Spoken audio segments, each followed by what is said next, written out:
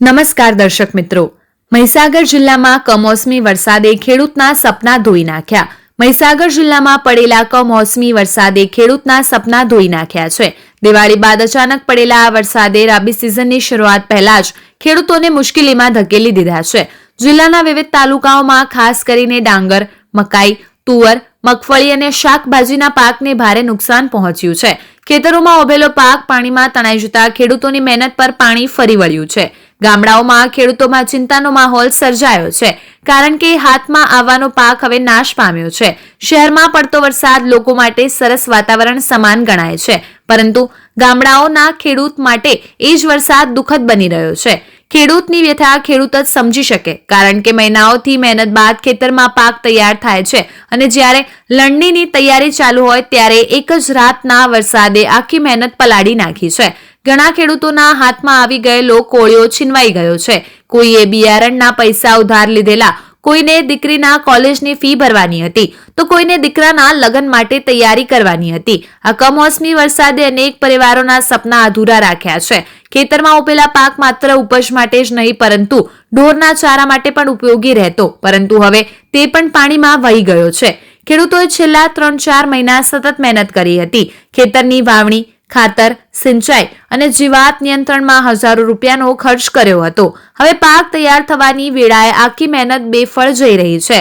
અનેક ખેડૂતો ખેતરોમાં ઉભા રહીને પાણીમાં તણાયેલા પાક જોઈને આંસુ રોકી શકતા નથી.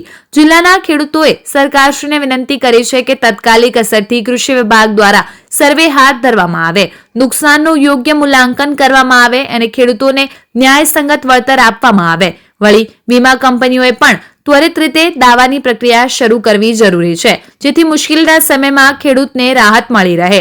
ખેડૂતની મહેનત અને આશાઓ પર આ કમોસમી વરસાદે પાણી ફેરવ્યું છે. છતાં આશા એ છે કે સરકાર સમયસર સહાય પૂરી પાડશે અને ખેડૂતને ફરી ઊભા થવા માટે મદદરૂપ બનશે. આવા જ અવનવા સમાચારો માટે જોતા રહો અર્થ પડકાર ન્યૂઝ. સંવાદદાતા નિમેશ શર્મા, બ્યુરો ચીફ, મહીસાગર. જોતા રહો અર્થ પડકાર ન્યૂઝ અને અમારી ચેનલને લાઇક, શેર અને સબસ્ક્રાઇબ કરવાનું ભૂલશો નહીં. તાલુકો લુણાવાડા, જિલ્લો મહીસાગર, ગામ છે હરદાસપુર. અમારા હરદાસપુર ગામની અંદર ટોટલી જમીનની અંદર વરસાદના કારણે, કમોસમી વરસાદના કારણે ખેતરોની અંદર એટલું ભયજનક પાણી ભરાઈ ગયું છે કે જેના લીધે અમારું કુદરતે એટલું બધું એ કરી નાખ્યું ને એટલો બગાડો થઈ ગયો છે કે જેથી કરીને અમારે એક દાણો બી હાથમાં આવી શકે તેવી પરિસ્થિતિ નથી. કેટલા હેક્ટર જમીનની અંદર આવું થયું છે? આશરે તમે જોવા જાઓ તો 500 હેક્ટર જેટલી જમીનની અંદર અમારે આખું અમારું હરદાસપુર ગામની અંદર ટોટલી જમીનની અંદર પાણી ભરાઈ ગયું છે. અને જે અમે 4 મહિનાથી મહેનત કરતા હતા, અમે મહેનત કરી, એ મહેનત બી અમને કોઈ પૈસા રૂપે કે કોઈ બી રીતે અમને પ્રોફિટ થવાની કોઈ સંભાવના છે નહીં અત્યારે. સરકાર સાથે શું તમે માંગો છો?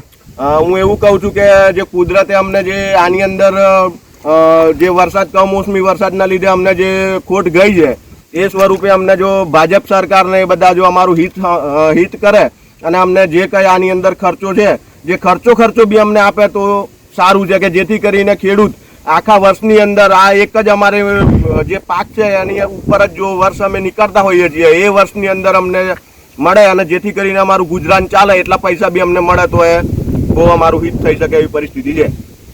ઓકે.